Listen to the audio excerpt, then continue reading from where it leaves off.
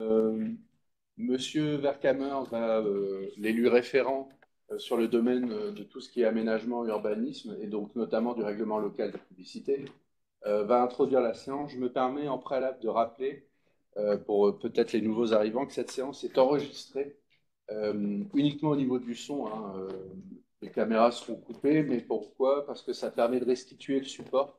On le mettra en ligne sur le site de la concertation. Je crois que c'est mis en ligne sur le site YouTube aussi de la MEL. Voilà, ça permet justement d'atteindre l'un des objectifs de la concertation, qui est de sensibiliser le public et surtout de le tenir au courant des évolutions. Donc voilà, je vais laisser Monsieur Vercamer. Enfin, je vais laisser la caméra pendant votre intervention et je la couperai après. Je vais laisser Monsieur Vercamer présenter et introduire cette réunion. Merci, bonjour à toutes et à tous. Merci de votre présence. Je pense qu'il y a quelques-uns qui sont à distance. Merci. Je vais simplement rappeler la raison pour laquelle nous modifions le règlement local de publicité intercommunale. Vous le savez sans doute, nous avons déjà un règlement local de publicité intercommunale sur 85 communes de la métropole européenne de Lille. Et au mandat précédent, nous avons accueilli 10 communes, deux intercommunalités qui nous ont rejointes et qui ne sont pas couvertes par ce règlement local. Ce qui, comme d'ailleurs pour le PLU3 qu'on peut adopter, nous a conduit à modifier et à réviser notre règlement local de publicité pour couvrir les 95 communes de la métropole européenne. La deuxième raison, c'est que ce règlement antérieur a été contesté en partie sur quelques communes, sur un zonage, par le tribunal, et le tribunal nous a demandé de mettre en conformité notre règlement local euh, par rapport à leur décision, de justice. Et donc, c'est aussi une des raisons pour lesquelles nous révisons ce local de publicité. Puis enfin, la troisième, c'est que la loi a évolué. La loi climat résilience a fixé les règles que nous devons mettre en œuvre dans notre règlement local de publicité. Donc, nous avons eu un certain nombre d'ateliers qui ont eu lieu avec les communes, avec les techniciens, avec les maires, avec les élus, sur lesquels il y a eu un certain nombre de réflexions sur le sujet, qui a permis d'avancer sur sur cette modification, sur cette révision de règlement local. Et aujourd'hui, on est très heureux de vous présenter l'avancée de nos travaux, sachant que les travaux ne seront pas terminés avec la délibération qui va passer au prochain conseil de communauté de la métropole européenne de Lille dans quelques jours, puisqu'après, il y aura à peu près un an de concert, enfin ce qu'on appelle de procédure administrative avec les avis officiels d'un certain nombre de partenaires extérieurs qui vont rendre des avis et pour lesquels nous aurons éventuellement à prendre en compte dans le cadre de l'approbation définitive de ce règlement local. Alors j'espère qu'en tout cas, cette réunion sera prolifique, enfin, qu'elle pourra apporter d'abord de l'éclairage auprès de ceux qui regardent et écoutent aujourd'hui, et puis bien sûr que les propositions que vous pouvez apporter puissent être effectivement d'un intérêt pour l'ensemble des communes et l'ensemble des habitants de la métropole lilloise. Voilà, en tout cas, merci de m'avoir laissé la parole et je vous la rends, Sylvie. Merci beaucoup, Monsieur Vercamer. Je vais couper la vidéo du coup, hein, parce que c'est pas ça n'importe, il n'y a pas de plus-value tant que vous voyez le support. Sur la façon de faire, on est très peu nombreux, donc n'hésitez pas. J'ai prévu à la fin de chaque partie, hein, de faire un espace de dialogue pour les questions-réponses. Vu qu'on est très peu nombreux, on peut se permettre d'être sur quelque chose de plus dynamique. N'hésitez pas à intervenir si vous avez des questions, des demandes de précision. Au niveau de la présentation, je vous propose de faire d'abord un rappel réglementaire général, hein, pour qu'on se remette bien en tête le sujet et les notions, parce que c'est toujours un peu important de savoir de quoi on parle. Parfois, vous allez voir, on est sur des notions assez précises. Vous faire un petit rappel du RLP actuel, tel qu'il est en œuvre actuellement sur 85 communes. La procédure de révision, même si M. Vercamer a présenté quand même les principales attendues, et surtout le dernier volet, vous présenter l'état des évolutions du document, Encore une fois, c'est un état à la date d'aujourd'hui. Le travail continue, mais la volonté, c'est d'essayer de vous présenter le plus en amont l'état de nos travaux, l'avancement de nos réflexions, même s'il y a des éléments qui sont encore amenés, voilà, possiblement à faire l'objet de validation, que ça soit politique, mais on est sur quelque chose qui est pour le moment assez stabilisé, qui nous permet de venir vers vous pour vous présenter les principales évolutions. Sur le rappel réglementaire général, on est bien sur le droit de l'affichage hein, qui dépend du code de l'environnement. Notre finalité, elle est environnementale. Ce qu'on cherche à faire à travers cet outil, c'est bien de protéger le cadre de vie et le paysage. C'est assez important parce qu'on le voit encore dans la concertation qui a lieu actuellement sur le sujet où on a des interventions de personnes qui demandent à la MEL de venir réglementer sur des sujets de sécurité routière, ou par rapport au contenu des messages, on peut penser à des campagnes sur l'alcool, voire des campagnes sur l'alcool près des écoles, voilà, des choses comme ça. Ce n'est pas dans le champ d'intervention du RLP. Ça peut dépendre d'autres législations. On peut penser à la loi E20, par exemple. Il y a la loi climat et résilience hein, qui vient d'apporter des nouvelles interdictions sur tout ce qui est sur les produits carbonés, les choses comme ça. Le souci, c'est qu'il n'y a pas encore de décret d'application, mais en tout cas, on n'est pas dans le champ du RLP. Nous, ce qui nous intéresse vraiment, c'est venir protéger le cadre de vie des citoyens et les paysages. En sachant que cette finalité, on doit la concilier avec deux principes. Le premier, c'est la liberté d'expression. La publicité est reconnue comme un moyen d'expression. Et le premier article, je vous l'ai mis, du Code de l'environnement, qui vient réglementer hein, la publicité, la première chose qu'il vient faire, c'est affirmer que chacun a le droit d'exprimer et de diffuser des informations et idées, quelle qu'en soit la nature, par le moyen de la publicité, d'enseigne et préenseigne. Donc on est sur cette ligne de crête entre d'un côté la volonté de protéger le paysage et de l'autre préserver la liberté d'expression et également la liberté du commerce et de l'industrie. Vous avez vu dans la définition du Code de l'environnement, on parle déjà de trois types de dispositifs, la publicité, la préenseigne et l'enseigne. Alors la publicité préenseigne, il y a deux définitions, mais en fait c'est le même régime juridique. Hein. Au cours de la présentation, quand je vais vous évoquer une règle sur la publicité, elle est tout aussi valable pour la préenseigne. Par contre, l'enseigne, elle, répond à un régime juridique qui est totalement différent. Un exemple tout simple, pour poser une enseigne, je suis soumis à autorisation auprès du maire.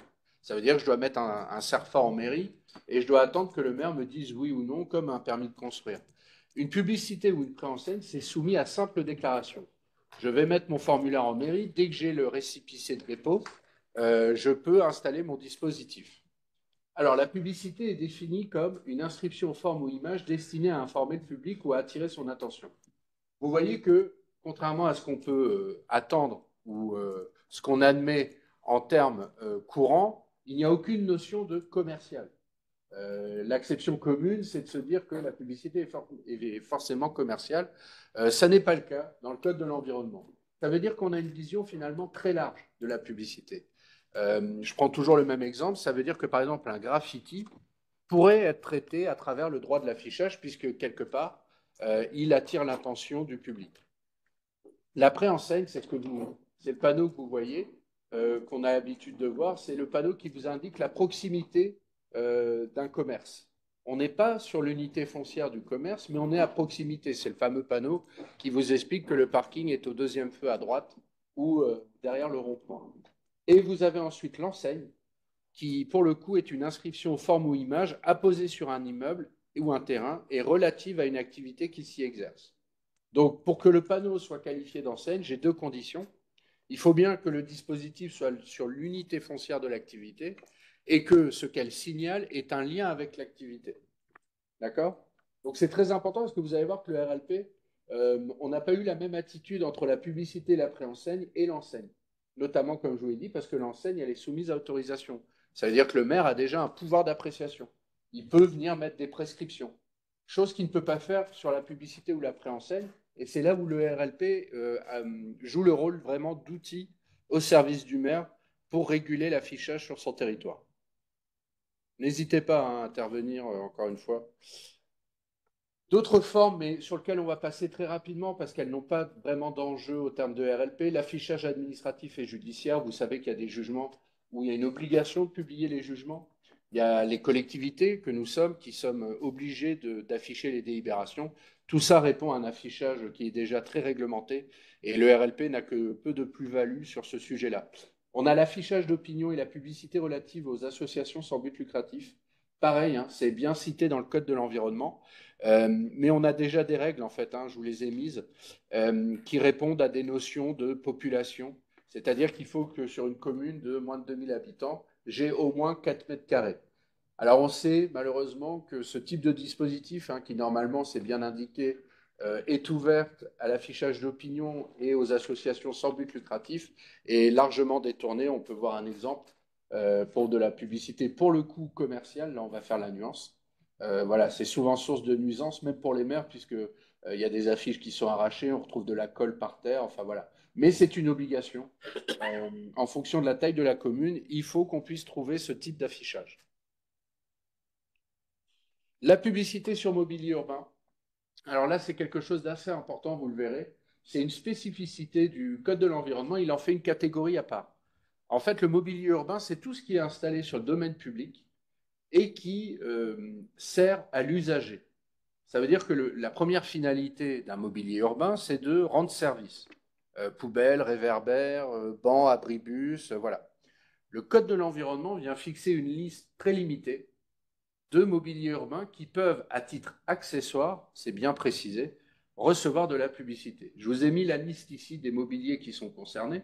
Vous allez voir que dans le RLP, on parle du mobilier urbain hein, dans les zonages, et vous allez voir qu'on a, comment dire, il a une place particulière puisqu'il est accepté dans tous les zonages. Pourquoi?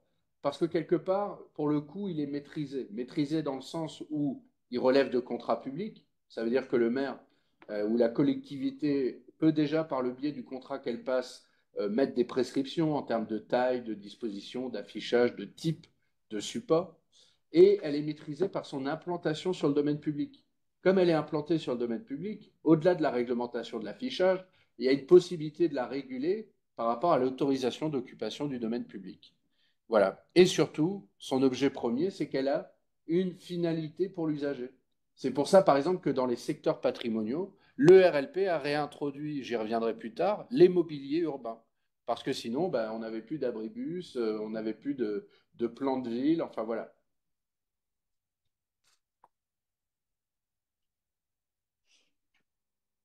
Des petits principes, des grands principes de la réglementation nationale. Les règles dont je vais parler, c'est une question qu'on me pose souvent, s'appliquent aussi bien sur le domaine public ou le domaine privé.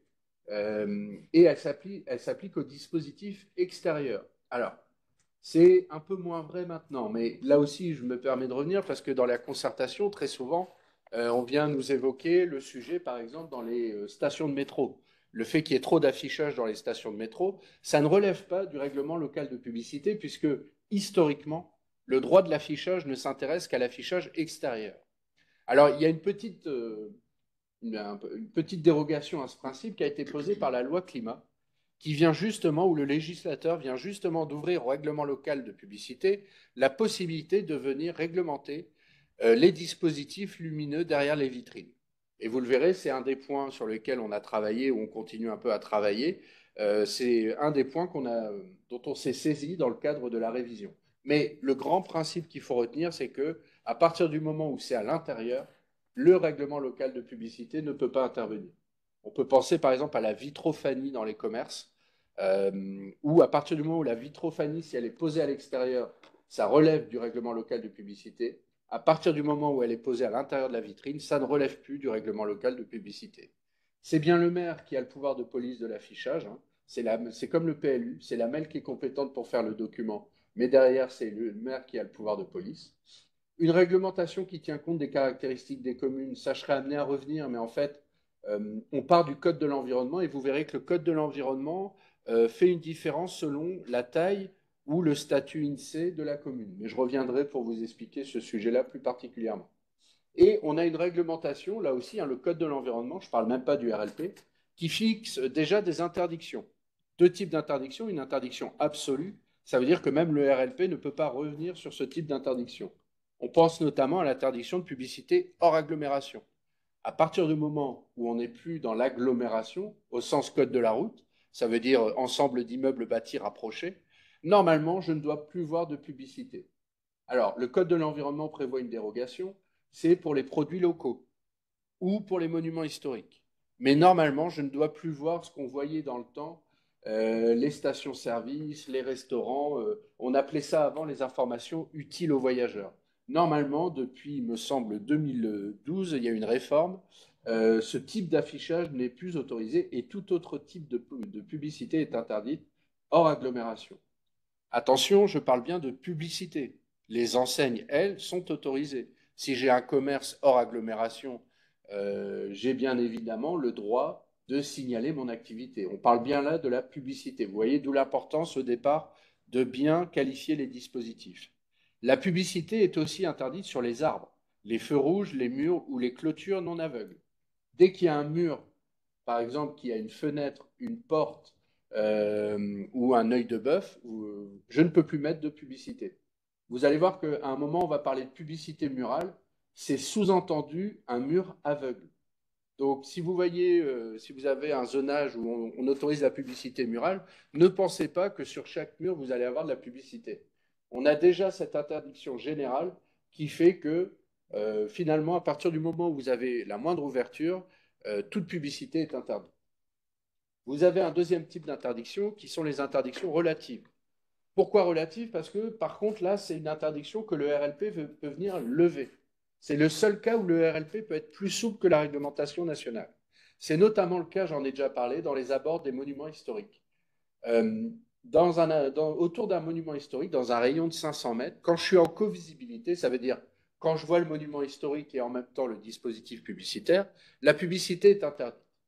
Le RLP est venu réintroduire de la publicité, celle dont j'ai évoqué, le mobilier urbain publicitaire. Pourquoi? Parce que sinon, ça veut dire qu'on était amené à enlever tout ce qui était abribus, les planimètres, tout ce qui sert à l'information locale ou générale et qui est financé souvent par la publicité.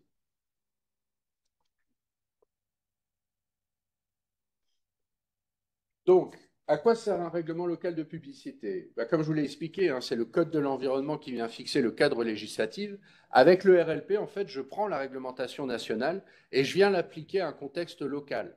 Ça veut dire que ça me permet de prendre les règles et de venir les appliquer de façon plus restrictive, comme j'ai expliqué, à part le cas des périmètres MH, à un contexte local. Avec toujours mon objectif qui est protéger le cadre de vie de mes concitoyens et les paysages. Oh, donc, en fait, quelque part, le travail qu'on fait, c'est qu'on vient, à l'instar d'un PLU, venir réguler la présence de la publicité en fonction de la sensibilité du territoire. Vous allez voir qu'on a fait différents zonages et que ces zonages répondent à des morphologies urbaines, quelque part. On a un zonage pour les secteurs vraiment à protéger, qui peuvent être soit parce qu'il y a une qualité paysagère, patrimoniale très particulière. On a un zonage plutôt pour le tissu urbain, j'ai envie de dire, traditionnel, et on a un zonage pour les secteurs commerciaux, les zones d'activité. Je reviendrai dessus en vous présentant le RLP, mais voilà, on est comme un PLU, on tient compte de la sensibilité paysagère. Il est interdit d'interdire totalement les dispositifs soumis à autorisation. C'est notamment le cas de la publicité numérique. C'est quelque chose qui revient assez souvent. On nous dit le RLP n'a qu'à interdire totalement la publicité numérique. Comme je vous l'ai évoqué, on a un principe de liberté d'expression. Donc on ne peut pas interdire totalement la publicité. Encore plus pour le numérique parce qu'il est soumis à autorisation.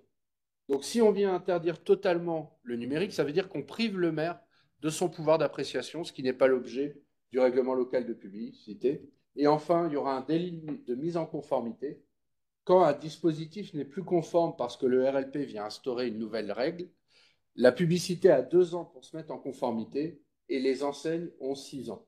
Là aussi, vous voyez la différence de régime, d'où l'importance de bien qualifier le dispositif dès le départ.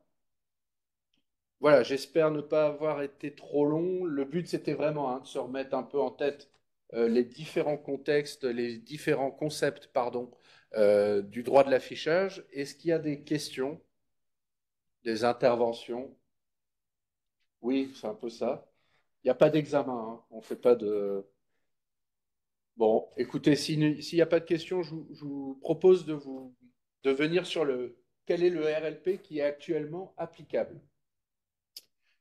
Alors, un peu d'histoire, hein, si on se remet à l'époque où on a commencé à faire le premier RLP, à l'époque, il n'y avait que 30 communes qui disposaient d'un RLP. Et en fait, c'est la loi de 2010 qui est venue donner au MEL la compétence pour faire le règlement local de publicité. À l'époque, on s'est mis trois objectifs: lutter contre la pollution visuelle, réduire la consommation énergétique de certains dispositifs publicitaires et renforcer l'identité du territoire métropolitain.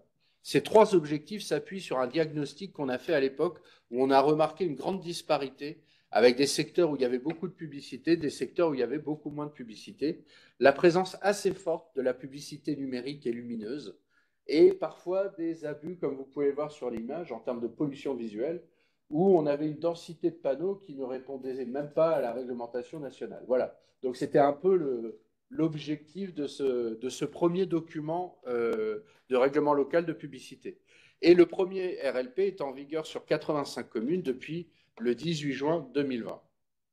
Alors là, je suis désolé, je vais être obligé d'être un peu complexe. Déjà, le propos n'est pas forcément digeste, mais là, c'est encore pire.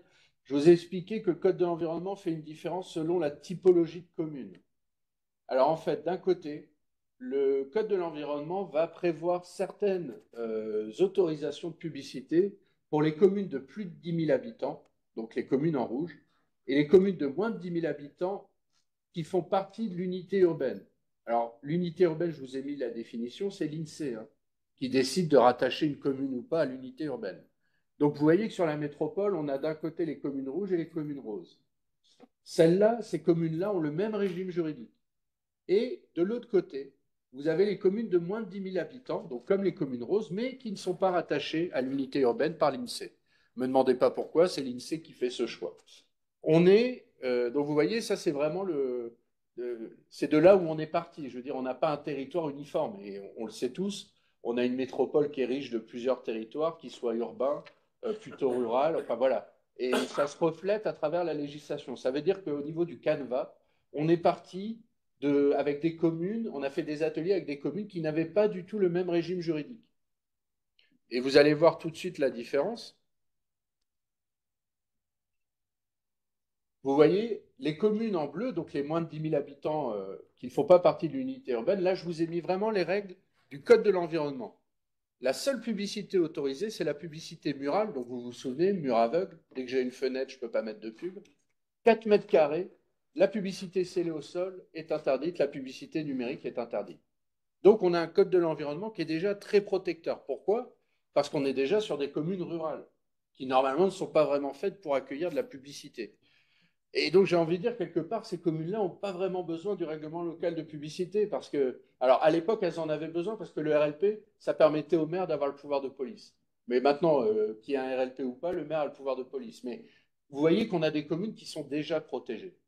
Par contre, vous voyez que pour les autres types de communes, on bascule sur un autre régime juridique. La publicité murale qui était autorisée à 4 mètres carrés, elle est autorisée à 12 mètres carrés. C'était à l'époque. Hein. Le scellé au sol qui est interdit est autorisé à hauteur à 12 mètres carrés et la publicité numérique interdite est autorisée à 8 mètres carrés.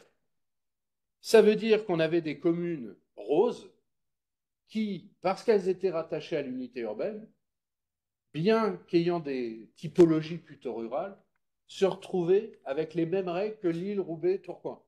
Et qui avaient un peu du mal à comprendre pourquoi chez le voisin, la publicité scellée au sol était interdite, le numérique interdit, le voisin avait une réglementation nationale plutôt protectrice, et chez eux, parce qu'ils avaient été rattachés à l'unité urbaine, se retrouvaient à appliquer les mêmes règles que Lille, Roubaix, Tourcoing. Vous verrez qu'on a le premier RLP, on a fait un travail pour ces communes-là, travail qu'on a continué à poursuivre dans le cadre de la révision. Je serai amené à revenir sur ce sujet-là. Donc voilà le canevas duquel on est parti. Et on a essayé de le traduire, encore une fois, en fonction de la sensibilité paysagère, comme je vous l'ai expliqué. On a fait, alors ZP, c'est zone de publicité. Il faut vraiment le voir comme une graduation. La ZP1, c'est la plus stricte en matière d'accueil de publicité. La ZP2, qui correspond plutôt au secteur à dominante résidentielle ou mixte, c'est le zonage majoritaire que vous allez trouver sur un territoire. Et la ZP3, c'est le secteur d'activité économique, notamment commerciale. Et vous avez un peu les pendants pour les communes de moins de 10 000 hors unité urbaine, pardon, où on a fait une ZP4 quand vraiment il y a un intérêt particulier patrimonial. Et vous verrez que c'est le cas dans le zonage qu'on a mis en place sur les nouvelles communes. On a un cas particulier à Fromelles. Mais sinon, on est dans le régime générique de la ZP5. Pour le dire autrement, concrètement, en haut, on vous rappelle d'où on est parti. Le cadre national, à l'époque, c'était 12 mètres carrés, 12 mètres carrés, 8 mètres carrés. Là, la ZP1, on interdit tout, sauf le mobilier urbain. C'est ce que je vous ai expliqué. Alors, on interdit tout. Évidemment, il y a des exceptions. Roubaix, Tourcoing, pourquoi? On est sur des communes qui sont totalement couvertes d'une protection patrimoniale. Et donc, ça veut dire que là, pour le coup, le seul mobilier urbain n'était pas suffisant. Donc, c'est un travail qu'on a fait avec la DRAC à l'époque, où on a aussi réintroduit un peu de publicité murale et un peu de publicité scellée au sol pour Tourcoing. Mais sinon, on reste sur quelque chose de assez strict.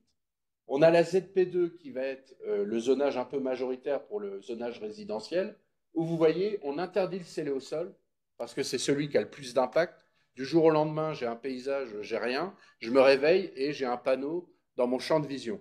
Une publicité murale, elle a un impact visuel moindre, puisqu'elle s'inscrit sur un bâti, donc sur un élément qui est déjà présent en termes paysagers. C'est pour ça qu'on a vraiment discriminé le scellé au sol. Et le numérique, pareil. De 8 mètres carrés, on est venu le restreindre à 2,1. Et forcément, comme j'interdis le scellé au sol, il est seulement mural. Et vous voyez qu'on avait fait aussi un effort sur la taille. Puisqu'on était à 12 mètres carrés, nous, on était venu restreindre à 10 mètres 60. En zone de publicité 3, j'ai moins d'enjeux. Je suis dans un secteur d'activité économique, notamment commercial, et en raison de l'équilibre que je cherche à avoir sur mon territoire, bah pour le coup, on retrouve la publicité murale, alors, qui est toujours limitée. Hein. Je suis passé quand même de 12 mètres carrés à 10,60, mais je l'accepte en scellé au sol, et le numérique, je l'accepte dans son format maximum, 8 mètres carrés. Il faut rappeler que le numérique est soumis à autorisation. Je vous ai dit que la publicité est soumise à simple déclaration. Le numérique a une exception. Donc ça veut dire que même s'il est autorisé, il faut quand même qu'il, au titre du zonage, si on permet d'accueillir de la publicité numérique, il faut quand même qu'il soit autorisé par le maire. Donc il garde quand même un levier d'action. Voilà un peu les trois zonages qu'on a mis à disposition des communes roses et rouges et le travail de zonage qu'on a fait à l'époque.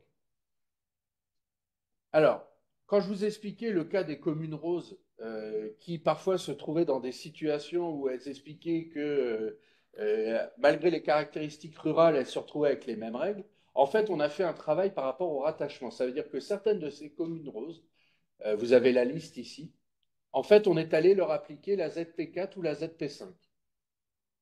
Pourquoi? Parce qu'en fait, il y a une cohérence en termes paysagers et surtout le rattachement à l'unité urbaine. Normalement, le rattachement à l'unité urbaine de l'INSEE, c'est que vous avez une continuité bâtie. D'accord? Ça veut dire que Gruson, s'il est rattaché à l'unité urbaine par l'INSEE de Lille, ça veut dire que normalement, je dois traverser Gruson jusqu'à Lille en ayant un front bâti. On sait très bien que ce n'est pas le cas. Derrière Villeneuve-d'Ascq, on a une vraie coupure et on ne peut pas vraiment dire qu'il y a un rattachement à l'unité urbaine. C'est pour ça qu'on a fait ce travail-là, de venir pour certaines communes leur appliquer un zonage beaucoup plus protecteur. Vous verrez, on a continué ce travail dans le cadre de la révision. Mais c'est valable dans l'autre sens aussi. Vous avez par exemple Entier-en-Web, qui est une commune bleue, et qui a un centre commercial partagé avec Anglo et Capagem. Et ça veut dire qu'on avait un régime juridique où, si j'étais sur la zone commerciale à Capagem, Anglo, j'avais le droit de mettre un scellé au sol. Dès que je basculais sur Entier-en-Web, j'avais plus le droit de mettre du scellé au sol. Bref, et ben on a fait le même travail dans l'autre sens. Entier-en-Web, vous voyez bien la centralité qu'on a laissée en bleu. Oui, évidemment, le village est coupé de l'agglomération. Mais manifestement, le centre commercial, lui, est rattaché à l'unité urbaine de Lille. Pour le coup, je peux partir d'Auchan et aller jusqu'à Lille en ayant un front bâti. Donc là, pour le coup, et parce qu'on gagne en cohérence en termes d'application du pouvoir de police, on est venu appliquer le zonage ZP3, qui est le zonage commercial.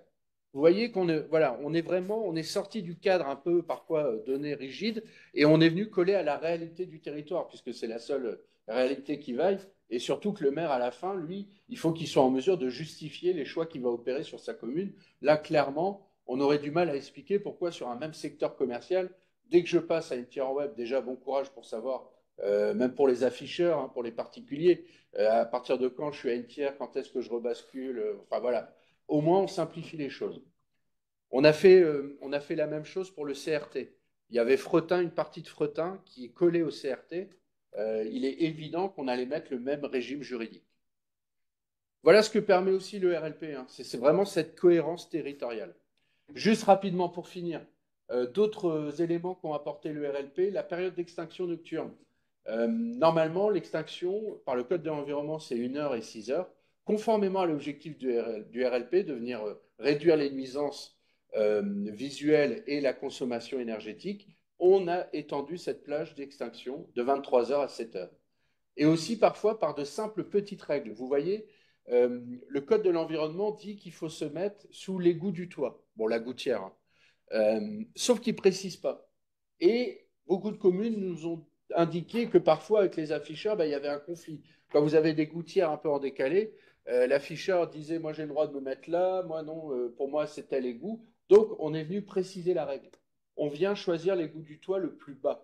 Et vous voyez que rien que le fait de préciser cette règle permet de venir limiter l'implantation de dispositifs publicitaires. Sur les enseignes, le RLP a fait très peu de choses. Pourquoi? Parce qu'on a la loi de 2012 qui a déjà beaucoup restreint les enseignes, parce que c'est soumis à l'autorisation. Donc ça veut dire que le maire, il a un véritable pouvoir. Par contre, ce qu'on est venu faire, c'est venir combler un peu les trous dans la raquette. C'est-à-dire que parfois, le Code de l'environnement ne prévoit pas de règles. C'est le cas des enseignes scellées au sol ou installées directement au sol, inférieures à 1 m². C'est les fameux drapeaux que vous voyez qu'on voit souvent dans les concessions automobiles, dans les stations-service. À partir du moment où cette enseigne fait moins d'1 m², il n'y a aucune règle de densité. Et comme vous pouvez le voir, ça peut conduire à quelques abus. Donc le RLP, pour le coup, là, on est intervenu dans le domaine des enseignes, mais encore une fois à la demande des communes, en disant non, non, on arrête la forêt d'enseignes comme ça, on vient la limiter à 2 dispositifs par établissement. Est-ce que vous avez des questions, des demandes de précision? Dans le chat, je ne sais pas. Ah, allez-y, monsieur Delacroix. Alors, bonsoir. Donc, ma question, c'est pour savoir si on a des métriques ou au moins des éléments qui nous permettent de savoir si globalement la révision a plutôt été dans le sens de plus de restrictions ou plus de permissions de publicité sur le territoire de la MEL. En termes de la révision? Oui, dans le Alors, projet. je vais pas divulgacher Ah, le résultat, on le verra dans la dernière partie, mais de fait, forcément, pourquoi? Parce qu'on a travaillé sur les communes censurées. Pourquoi elles ont été censurées? Parce qu'elles avaient de la ZP3, qui est le zonage le plus favorable sur toutes les communes. Le juge a dit, erreur manifeste d'appréciation, vous êtes venu mettre le zonage commercial sur des zones résidentielles. Donc, vous allez le voir, en retravaillant ces zonages, on a forcément mis quelque chose de plus restrictif, puisqu'on a basculé pour la majorité en ZP2, où seule la publicité murale est possible. Idem pour les communes qu'on vient couvrir. Vous allez voir la typologie des communes. Bon, c'est souvent des communes hors unité urbaine, mais elles dépendaient de la réglementation nationale. À partir du moment où on vient les couvrir avec le règlement local de publicité, on est forcément plus restrictif. D'accord? Et vous allez le voir, par contre, on a procédé à des corrections. Donc, on est forcément à la fin sur un résultat qui est un peu plus contraignant. Je crois qu'on peut le dire. d'accord, merci. Pas de souci, mais vous verrez, hein, je reviendrai sur ces éléments plus spécifiquement. Avec carte à l'appui, et c'est le but, hein, on a mis en ligne pour justement vous ayez le avant-après et vous permettre de vous rendre compte. Oui, tout à fait. J'ai commencé à consulter en partie, hein, mais c'est dense. Oui, oui, bah oui. C'est pour ça. Là, on va pouvoir un peu revenir dessus et vous le présenter. Est-ce qu'il y a d'autres questions? Je vous propose de faire un point, mais M. Vercamer avait déjà bien exposé pourquoi on est dans cette procédure de révision, hein. Et j'en ai reparlé à l'instant. Notre objectif, on le savait, à partir du moment où le RLP est entré en vigueur, on n'avait que 85 communes. On était en cours de procédure que 10 communes nous ont rejoints. Malheureusement, on était trop avancé dans la procédure pour les intégrer. Donc, dès que le RLP est entré en vigueur, on savait de toute façon qu'on allait réviser pour venir intégrer les communes qui nous avaient rejoints. Sauf qu'on a eu un contentieux par un syndicat d'afficheurs du numérique. Et donc, la moindre des choses, c'était d'attendre d'avoir l'issue du contentieux avant d'entamer cette procédure. Et enfin, comme on a dû attendre, eh ben forcément, le cadre législatif n'est plus le même depuis l'entrée en vigueur, notamment par la loi climat. Donc, on profite de cette procédure pour venir tenir compte des évolutions réglementaires. Sur les communes, comme je vous l'ai expliqué, hein, voilà les 10 communes qui viennent nous rejoindre. Alors, je vous ai remis justement la typologie. Vous voyez qu'on a beaucoup de communes hors unité urbaine, donc elles étaient déjà protégées. Mais vous avez des communes qui, pour le coup, comme Annelin, sont des communes de plus de 10 000 habitants, voilà, qui sont des communes rattachées à l'unité urbaine. Donc, on a pu là-dessus faire un vrai travail à ce niveau-là, et vous verrez à la fin le résultat. Un petit retour sur le recours. Effectivement, donc le CNPN, un syndicat national de la publicité numérique, nous a fait un recours. Le jugement a eu lieu, alors c'est pas le 3 avril, si c'était le 3 avril dernier, pardon. Alors en gros, hein, le juge a validé 90% de notre document. Par contre, il a censuré 2 points. Comme je vous l'ai expliqué, il n'a pas censuré la ZP3, mais c'est plutôt la façon dont on est venu l'appliquer sur certains territoires. Et donc, on a dû reprendre un peu le travail avec ces communes-là pour venir redéfinir les zonages en fonction de ce qui existe. Et il a aussi censuré la règle de densité pour les dispositifs inférieurs à moins de 25 mètres. On avait une écriture qui n'était pas forcément heureuse, qui laissait place à l'interprétation. Enfin voilà. Du coup, c'est vrai que le juge a relevé pour le coup une faiblesse et on profite de la procédure pour venir réécrire les règles de densité qu'on vous présentera tout de suite après. Et enfin, l'évolution réglementaire, puisque depuis l'entrée en vigueur, on a un contexte réglementaire qui a quand même pas mal évolué. On peut notamment parler du décret du 30 octobre. À l'époque, je vous parlais, on avait fait un effort puisque on était passé de 12 mètres carrés à 10,60. Bon, bah, pas de bol. Le législateur est venu fixer le format maximum à 10,50. À 0,10 près, voilà, on était bon. Donc, on va venir évidemment profiter de la procédure pour se saisir de cette évolution. Et par ailleurs, sur le passage à 4 mètres, le législateur propose de passer à 4,70 mètres. Alors, on a rencontré les afficheurs mardi et apparemment, en fait, c'est que le format de 4 mètres, industriellement, n'existe pas. En fait, le 4,60, pourquoi le législateur est venu rehausser un peu de 0,70 mètres carrés? C'est parce que si on est voilà, au niveau du cadre, si on prend l'affiche 4 mètres carrés, c'est vraiment avec l'affiche. Alors que normalement, le 4 mètres carrés, nous, c'est tout compris. Donc le législateur, apparemment, ça serait une correction faite dans ce sens-là pour que ça puisse intégrer le cadre autour de la publicité avec un impact visuel bon, qui reste quand même, somme toute, limité. Mais bon, voilà, avec cette évolution-là. Un point qui est quand même très important, on peut même parler de révolution, puisque j'arrête pas de vous expliquer depuis tout à l'heure qu'on est sur de l'affichage extérieur. Et pour une fois, le législateur est venu introduire la possibilité pour le RLP de venir réglementer les publicités lumineuses et enseignes lumineuses situées à l'intérieur des vitrines ou des baies d'un local à usage commercial et destinées à être visibles d'une voie ouverte à la circulation publique. Alors, il nous ouvre un champ en termes de matière d'horaire d'extinction, de surface, de consommation énergétique et de prévention des nuisances lumineuses. Alors, il n'a pas été au bout de la chose, puisque ces dispositifs-là, pour autant, ne sont pas soumis à autorisation du maire. Donc, il autorise le RLP à venir fixer des règles. À partir du moment où il fait rentrer ces dispositifs dans la réglementation de l'affichage, on peut supposer, enfin, on aurait pu imaginer que du coup, ils mettent sur le même régime qu'une enseigne ou qu'une publicité, c'est-à-dire soumis à déclaration autorisation. Non. Le RLP peut juste fixer des règles. Ça veut dire quoi? Ça veut dire que la police du maire, elle se fera forcément a posteriori. C'est une fois que le dispositif sera installé que le maire pourra agir. Bon, toujours est-il que c'est une évolution réglementaire et qu'on en a pris compte dans le cadre de cette procédure de révision. Un petit rappel sur la procédure, on est sur comme un plan local, on est comme sur un PLU, un plan local d'urbanisme, c'est-à-dire qu'on a une prescription qui a eu lieu le 15 décembre. Il y a un débat qui s'est tenu devant les conseils municipaux et on a 2 phases.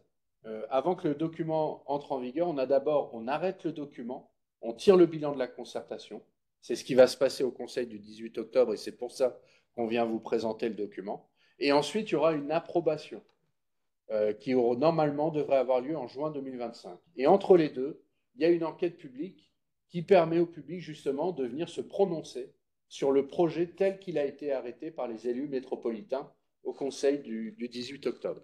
Donc là, on est vraiment dans la phase d'arrêt et vous voyez ce qui nous attend. L'objectif pour nous, c'est que le futur RLP rentre en vigueur avant la fin du mandat. Voilà, c'est vraiment l'objectif qu'on a en tête. Est-ce que vous avez des questions sur ces dispositions? Non? Bon, ça avait déjà été évoqué en termes de planning. Je vous propose du coup de maintenant venir sur les évolutions du document. Alors, un petit rappel, hein, ce document est disponible sur le registre numérique, hein. Alors, on essaye de le nourrir vraiment au fur et à mesure. Ce qu'on vous a tout de suite mis, on souhaitait le mettre. C'est un reproche qu'on nous avait fait lors du premier RLP, c'est qu'on n'avait pas produit les éléments en amont, enfin pas assez, avec pas assez de temps, pardon, en amont du vote. Donc là, on a voulu au plus vite, même si c'est des versions provisoires, même si elles peuvent éventuellement évoluer, mais au moins vous avez les grandes lignes des documents. Et surtout, on a mis du avant-après. On a mis en rouge ce qu'on va enlever, en vert, voilà, pour que vous puissiez ne pas voilà, prendre l'ancien RLP, mettre le nouveau et vous amuser. Là, pour le coup, c'est transparent, vous voyez vraiment les évolutions qui devraient intervenir. Très rapidement, on va essayer de vous mettre les documents au propre. Ça veut dire le RLP sans les remarques, le règlement, pardon, et l'atlas de toutes les communes. Là, on vous a mis juste les communes qui ont été modifiées. Pour les autres communes, elles ne sont pas modifiées, donc vous pouvez aller consulter le RLP actuel. On vous mettra le document d'ensemble le plus vite possible, mais on attend un peu de stabiliser les choses. Dans le règlement, on a essayé de mettre aussi pourquoi on fait évoluer la règle. Dans la partie commentaires, vous allez voir, on explique en fait pourquoi on vient toucher une règle qui était déjà existante. Le but là maintenant, c'est de venir vraiment vous présenter dans les grandes lignes ces modifications. Au niveau du règlement, comme je vous l'ai expliqué, notre 1060 qu'on a fait à l'époque, il est plus valable. Et du coup, on vient se mettre en conformité en passant à 1050. Donc ça, c'est vraiment la prise en compte du décret. C'est tout à fait normal. Sur les règles de densité, comme je vous l'ai expliqué, on s'est fait censurer par le juge. Du coup, on en a profité parce que sur le premier RLP, on avait des règles de densité pour 5 communes et d'autres règles de densité pour 80 communes. Et on avait un peu de mal à expliquer juridiquement cette différence de traitement. Du coup, pour le coup, là, c'est la même règle pour tout le monde. En ZP2, un seul dispositif par façade. Et en ZP3, vous voyez les règles qui ont été pour le coup réécrites suite à la censure du juge et qui sont valables pour l'ensemble des communes. Donc là aussi, on va gagner en cohérence et en lisibilité de la règle. Sur les extinctions, on est venu tenir compte de 2 décrets d'octobre et de décembre sur les exceptions. En fait, donc, comme je vous l'ai expliqué, les publicités lumineuses doivent être interdites, doivent être fermées, éteintes de 23 heures à 7 heures. Il y avait une exception pour le mobilier urbain publicitaire d'une manière générale. Le législateur est venu un peu restreindre le champ d'exception, puisque maintenant, c'est uniquement le mobilier qui sert au transport et durant les heures de fonctionnement des services, et les publicités lumineuses installées sur l'emprise des aéroports et des marchés d'intérêt. Donc le champ d'exception à l'extinction est venu restreindre, donc forcément, comme on ne peut pas être plus souple, on est venu tenir compte de ces évolutions. Des évolutions sur l'île, l'homme et l'EM. Pourquoi au premier RLP, on avait un paquet de règles pour l'île et l'EM, et l'homme dépendait d'autres du régime général, j'ai envie de dire. Ce qui était assez dur à expliquer. Donc là aussi, par cohérence, à partir du moment où on met une règle spécifique à l'île et l'EM, elle est valable pour l'homme. On est venu préciser aussi la notion de façade sur rue, parce qu'il y a eu un peu des discussions entre les services instructeurs et les afficheurs qui venaient par rapport au linéaire qu'ils pouvaient prendre en compte pour installer, pour dire, ben voilà, j'ai le droit de mettre des panneaux parce que j'ai X linéaires de façade. On est venu préciser les choses pour éviter tout conflit et en disant bien que le seul linéaire qu'on peut prendre, c'est celui qui est inscrit dans le zonage et qu'on ne peut pas prendre le linéaire qui est inscrit dans un autre zonage pour venir bénéficier d'une plus forte implantation. Il y a eu des précisions sur les enseignes que je vous laisse découvrir parce qu'elles sont, voilà, je ne vais pas vous faire l'exégèse. et la non-application des exceptions aux règles d'extinction des publicités lumineuses. Voilà, sur l'île, ces mobiliers, pour le moment, hein, tel que ça a été, voilà, ne peuvent pas être maintenus éclairés. Voilà, ça c'est vraiment la partie réglementaire. Sur le règlement, j'essaie de vous faire une synthèse. Est-ce qu'il y a des remarques, des réflexions par rapport à ça? Est-ce que c'est compréhensible? J'ai oublié, excusez-moi, je suis allé trop vite sur les slides. J'ai oublié justement sur l'introduction sur les écrans derrière les vitrines. Là, ce que je vous mets, c'est vraiment la proposition technique. Ça veut dire qu'on a fait un atelier avec l'ensemble des techniciens des communes. Ce qu'il en est ressorti, c'est une règle. Pardon.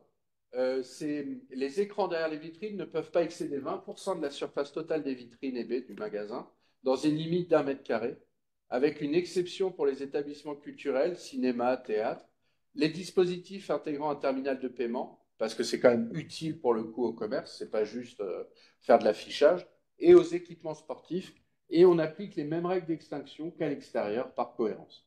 Alors, je le dis bien, c'est un atelier technique, c'est un sujet qui est encore en cours de débat politique, de validation politique, mais au moins on vous tient au courant de l'état d'avancement qui a été fait au niveau technique. Voilà, je suis désolé, j'avais loupé ce slide. Monsieur Delacroix, allez-y.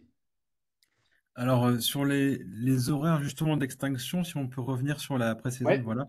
Euh, donc, en fait, ce dont on se rend compte, c'est que ces horaires, elles sont très difficiles à faire respecter parce que avoir un pouvoir de police qui vient à 23 heures à minuit pour constater que la lumière est encore allumée, enfin, la publicité ou l'écran est encore allumé, c'est quand même assez compliqué. Et donc, une suggestion, nous, qu'on a au niveau de résistance à l'agression publicitaire depuis longtemps, c'est que l'extinction soit à partir du moment où l'établissement est fermé, dans le sens où il n'y a pas de raison d'avoir une enseigne allumée s'il n'y a pas d'activité. alors, j'entends tout à fait, je ne suis pas sûr que pour autant ça facilite le pouvoir de police. Ça veut dire que votre agent verbalisateur doit passer quand la boulangerie ferme à 18h30, il doit repasser quand l'opticien ferme à 19h30, il doit repasser quand l'agence... Vous voyez ce que je veux dire? C'est quelque chose qui est tout à fait entendable en termes de logique.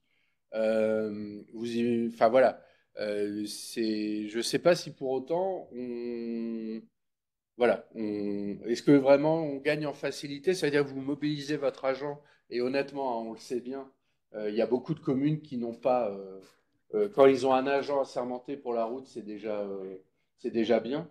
Il peut être Alors l'idée, libre. ce serait de le faire passer à 21 heures quand tout est déjà fermé plutôt qu'à minuit, quoi. Enfin, c'est plutôt ça, D'accord, enfin, d'accord, ou à 20 heures, mais on reste voilà. sur une règle générale, mais plus basse. Enfin, D'accord, ok. l'heure de passage, disons que la règle générale serait la fermeture de l'établissement, mais s'il y a des créneaux différents pour les fermetures, ce qui est le cas effectivement dans la pratique, on peut partir sur un moment où la plupart des commerces et des Ok. établissements sont fermés pour faire une vérification, quoi. Oui, c'est baissé, donc comme vous dites, c'est-à-dire fixer toujours ce créneau-là, mais en le baissant, en faisant une plage plus étendue. Ouais, ok. Alors, vous le verrez, hein, mais bon, Monsieur Delacroix, vous connaissez, mais je parle pour tout le monde. Il y a un registre hein, de concertation qui vous permet justement, comme le fait Monsieur Delacroix, de venir faire vos remarques, des propositions par rapport à ce qu'on est en train de vous présenter. Je referai le lien, mais je pense que si vous avez l'information, vous avez aussi le lien parce qu'on l'a mis. Vous tapez concertation RLP hein, normalement sur Internet, vous devez tomber dessus. Vous avez un dossier qui vous permet un peu de reprendre le cadre législatif. Vous avez les documents, le avant-après, là, dont on parlait. Vous pouvez voir les concertations, pardon, les contributions qui ont déjà été mises en place et vous pouvez surtout vous-même formuler vos contributions pour qu'on puisse, nous, comme je vous l'ai dit, on arrête le document, mais on tire le bilan de la concertation. Ça veut dire que la MEL prend toutes les interventions et elle répond. Est-ce que oui ou non, c'est pertinent? Est-ce qu'elle peut le prendre en compte ou pas? Pourquoi elle ne l'a pas pris en compte? Pourquoi elle l'a pris en compte? Donc voilà, n'hésitez pas, ce genre de, par exemple, de propositions, à venir les formaliser, parce que là, on est dans un échange, effectivement, mais pour qu'on puisse vraiment nous l'intégrer j'ai envie de dire d'une manière officielle dans la procédure, n'hésitez pas à passer par le site de concertation et à faire des contributions. Est-ce qu'il y a d'autres questions sur la partie réglementaire avant qu'on attaque les zonages? Non? Eh bien, écoutez, je vous propose de commencer le zonage. Sur les communes censurées, comme je vous l'ai dit, hein, ces communes-là, en fait, avaient mis beaucoup de ZP3 sur la majorité, alors que, comme je vous l'ai dit, la ZP3, c'est secteur commercial, donc il y a une erreur manifeste d'appréciation. Donc, on a fait un travail avec les communes, avec des rencontres. Ça a même été parfois débattu dans les débats communaux. Il y a eu des délibérations avec un débat en conseil municipal en disant bah, quel zonage on applique sur tel secteur, ce secteur-là, attention, il faut vraiment le protéger, celui-là, il y a moins d'enjeux, on peut être un peu plus souple sur la réglementation. Enfin voilà.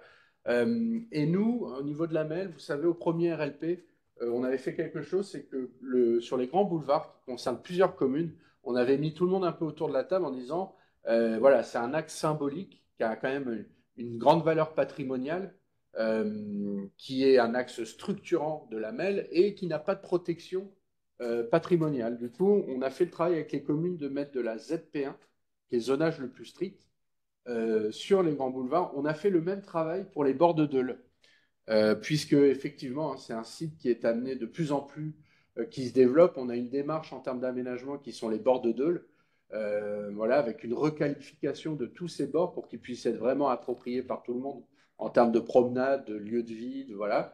Et c'est surtout des lieux de nature qui nous paraissaient importants de protéger. Et donc, on a fait, vous allez voir, ce travail-là. C'est-à-dire que l'ensemble des communes a fait le choix de venir appliquer de la ZP1 jusqu'à Vambrechy, puisqu'après on est hors agglomération, hein, donc la publicité, mais au milieu urbain de Saint-André, Marquette, La Madeleine, Vambrechy, et ben vous trouvez un peu le pendant des grands boulevards que vous voyez en bas là sur La Madeleine, c'est-à-dire qu'on est en zonage ZP1 le plus restrictif. Voilà. Le but c'est vraiment de préserver ce paysage, ce cadre de vie très particulier pour les métropolitains. Alors, j'ai pas pris les 13 communes, honnêtement, parce que là, je pense qu'on c'est déjà une présentation qui n'est pas forcément évidente. Là, j'aurais perdu beaucoup de monde. Mais j'ai pris un exemple de la Madeleine. Voilà ce que donnait le zonage de la Madeleine avant. Donc, vous voyez, la ZP3 en vert était sur l'ensemble de la commune. Alors, en rouge, vous avez, en rouge, c'est la ZP1, c'est les grands boulevards, justement, les mini-tunnels. Voilà ce qu'a censuré le juge. Vous voyez qu'il y avait le zonage commercial sur l'ensemble de la commune. Et à droite, eh ben, vous avez le résultat du nouveau travail de zonage. Qu'est-ce qu'on a fait? Ben, quand il y a une zone résidentielle, vraiment du bâti résidentiel, on a mis de la ZP2. Les secteurs d'activité commerciaux, on est venu mettre de la ZP3. Et les secteurs particuliers, qui ont vraiment un intérêt patrimonial, et ben vous voyez en l'occurrence les mini-tunnels et au nord ben, le bord de Dole, on est venu le protéger avec un zonage encore plus restrictif. Vous voyez la différence d'équilibre. Donc quand M. Delacroix vous demandait, ah, il a quitté la PEF juste au moment où M. Delacroix justement demandait si on va dans un sens plus restrictif ou pas. Eh ben de fait, la ZP3, j'autorise le scellé au sol, la publicité murale, le numérique, en basculant sur le zonage qui aurait toujours dû être ce zonage-là, hein, le ZP2. En fait, j'ai forcément quelque chose de plus restrictif. Ah, M. Delacroix est revenu. Justement, j'évoquais par rapport à votre question, M. Delacroix, est-ce que la révision va dans un sens plus strict? Vous le voyez, forcément, puisqu'on a basculé d'une ZP3 qui autorisait tous les types de dispositifs à une ZP2 en grande majorité qui n'autorise que la publicité murale et qui vient réduire la publicité numérique à 2,1 mètres carrés. Voilà, c'est vraiment un exemple. Je n'ai pas pris l'ensemble des communes. Hein. Vous avez tout disponible sur le site internet de la MEL. Mais en gros, c'est ce travail-là. C'est-à-dire qu'avant, vous aviez des communes Armentières. Toute Armentière était en vert. Bon, bah, on a complètement changé de logique, j'ai envie de dire. Sur le zonage des communes non couvertes. Donc, je vous ai remis le cas des communes bleues, roses et rouges. Alors, Annelin, là, c'est plus de 10 000 habitants. Donc, on ne peut pas venir déclasser. Là, ce n'est pas une question de rattachement à l'unité urbaine ou pas. La commune fait plus de 10 000 habitants. Donc, pour le coup, on est obligé de lui appliquer un zonage ZP2, ZP3. Mais vous voyez qu'on le fait d'une manière qui est cohérente. Sur les zones résidentielles, eh ben, on va appliquer la ZP2. Et sur les secteurs qui sont à dominante plutôt commerciale, eh ben, on vient appliquer de la ZP3.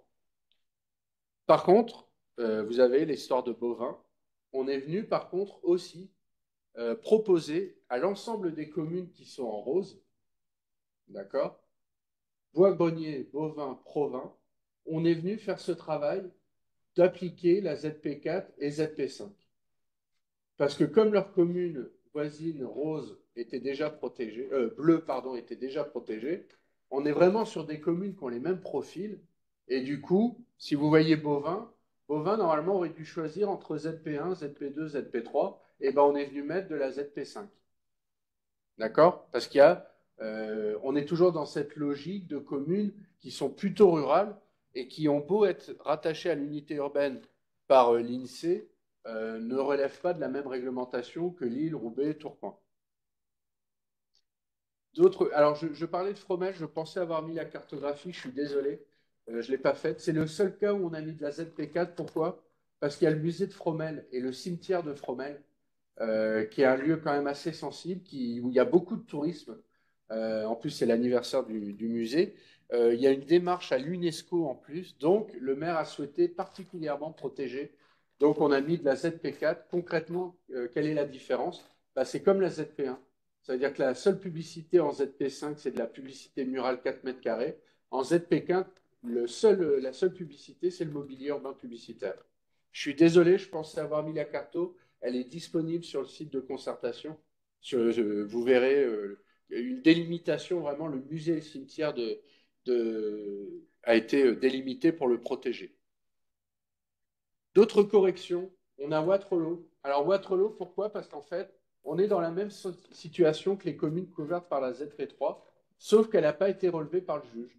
Elle ne fait pas partie des communes qui ont été censurées, mais pour autant, on ne va pas attendre que le juge vienne nous la censurer. C'est la même logique. Donc on est venu refaire ce travail en disant il faut absolument corriger le zonage parce que la ZP3 sur l'ensemble de la commune, ça n'est pas cohérent. Et du coup, vous voyez, toujours le même travail, ZP1 sur les secteurs les plus sensibles, ZP2 sur le reste des communes, sur le reste de la commune, et ZP3 pour les secteurs vraiment avec une zone commerciale d'activité. On a Bézieux et Labassé, qui étaient les deux dernières communes roses qui ne s'étaient pas déclassées. Et ben pour le coup, pour gagner en cohérence, elles aussi sont venir appliquer la ZP5. Ça veut dire qu'on a vraiment l'ensemble des communes, plutôt de type rural, qui étaient rattachées à l'unité urbaine, qui sont venues chercher le zonage, à qui on a appliqué le zonage ZP5, ZP4. Donc vous voyez là aussi, on est dans un sens beaucoup plus protecteur. Et justement, vous voyez l'ensemble des communes qui, de fait, normalement, à qui on aurait dû appliquer le zonage ZP1, ZP2, ZP3, et qu'on est venu protéger. Et vous voyez bien la coupure avec l'unité urbaine qui fait que on a du mal à justifier. Alors, Illy, Labassé, Salomé, Bovin, Provins, c'est l'unité urbaine avec Béthune. Mais c'est pareil, il n'y a pas de continuité de bâti. Donc, on n'arrive pas à justifier qu'on vienne chercher les mêmes règles que Lille, Roubaix, Tourcoing. Donc, on vous a synthétisé l'ensemble des communes qu'on est venu déclasser. Vambrechy, la seule modification, c'est que comme les communes voisines, elle est venue protéger, elle est rentrée dans la démarche de protection des bords de Deule. Et elle en a profité pour corriger parce qu'effectivement, elle avait une zone d'activité. Donc, elle est venue mettre en ZP3, mais vous voyez que de toute façon, le bord de Deule, lui, est protégé par la ZP1. Ronc, on a une petite correction. Alors, désolé, ma flèche jaune est pas bonne. Hop. Je ne sais pas si... Non, j'arriverai pas à la bouger. En fait, c'est vraiment dans la limite entre ZP2 à droite de la carte. Entre la limite entre ZP2 et ZP3. Pour le coup, c'est l'inverse. La ZP2 était un peu trop étendue. On l'a mis sur des entrepôts. Donc, c'est clairement une erreur matérielle. Pour éviter de se faire censurer par le juge, on a procédé en accord avec la commune à la correction. Et on est venu appliquer la ZP3 qui correspond vraiment au tissu urbain, pour le coup, d'entrepôts, de locaux, d'activités. Lambersart, on a fait une petite modification. Il y avait une petite incohérence. Il y avait la Vino qui était classée en ZP1 alors que ça ne se justifie pas du tout. En plus, la ZP2, pour le coup, est largement suffisante en termes de protection. Donc on avait un peu de mal, surtout que ce n'était pas le cas sur Saint-André, enfin sur le reste. Donc on aurait eu du mal devant le juge à justifier pourquoi à Lambersart, cette voirie était particulièrement protégée et pas sur le reste, et pas sur le reste des communes.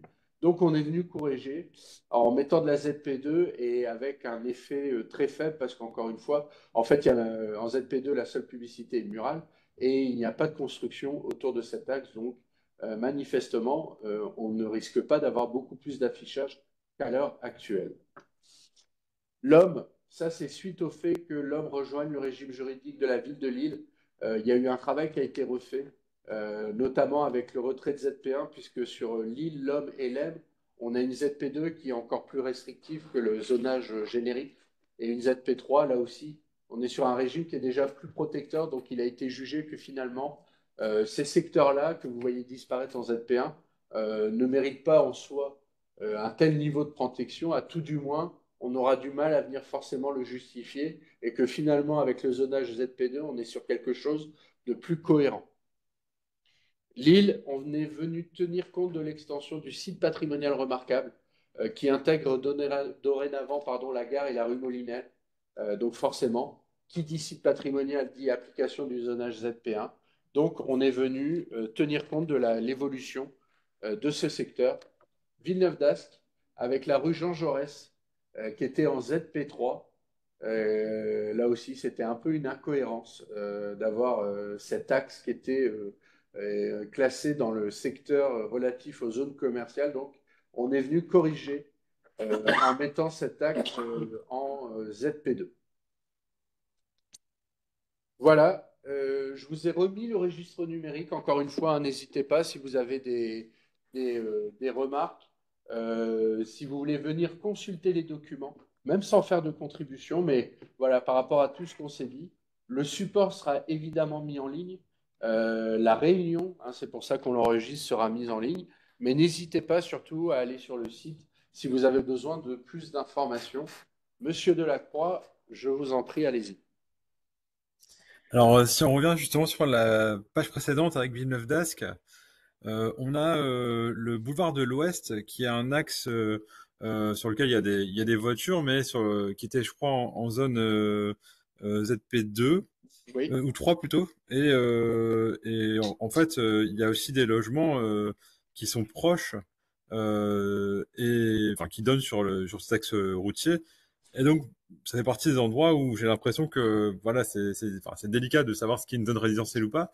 Mais pour moi, dès l'instant où l'usage de la zone est pas uniquement d'aller dans un cadre commercial pour acheter des choses, c'est résidentiel aussi. Les gens, ils passent pas là pour forcément aller dans un magasin, ils passent là pour aller chez eux, en fait. Alors, honnêtement, j'ai un doute sur Boulevard de l'Ouest. Si on est en train de regarder. Euh, oui, alors c'est quelque chose qu'on entend, hein. La meilleure preuve, c'est V2. Vous parlez de Villeneuve d'Ascq, le centre commercial V2. On est venu lui appliquer le zonage ZP2. Alors, aux grandes dames des afficheurs, puisque ça fait l'objet notamment dans le cadre du contentieux, ça a été souligné devant le juge. Et le juge nous a donné raison, parce que pour le coup, on a été en mesure d'expliquer, oui, c'est un zonage commercial, mais pour le coup, il est cerné d'habitation.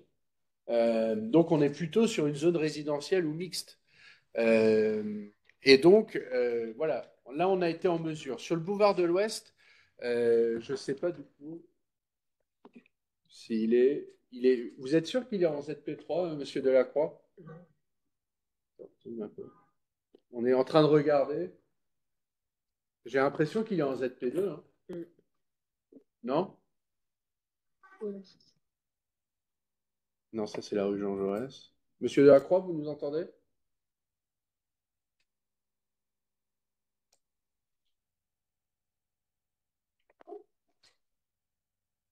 Monsieur Delacroix, je ne sais pas si vous nous entendez ou pas. On l'a peut-être perdu, il y avait des soucis de connexion. Et revenu là. Ah, monsieur Delacroix, vous êtes revenu?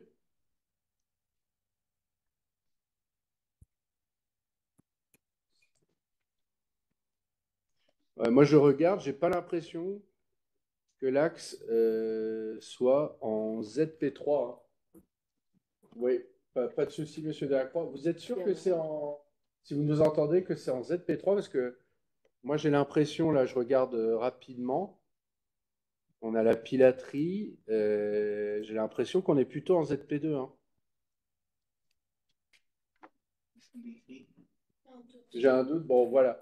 Euh, non, parce qu'il me semble que ça faisait même partie du contentieux, il me semble. Ça avait été souligné. Alors, attention, hein. Tout ce que je dis parle de la publicité, donc c'est pour ça que vous avez sûrement des enseignes encore. Vous allez avoir des grandes enseignes scellées au sol. Je ne vous dis pas que. Voilà. Mais normalement, il me semble qu'on est en ZP2. Voilà, désolé pour la liaison, hein, c'est un peu compliqué. Est-ce qu'il y a d'autres.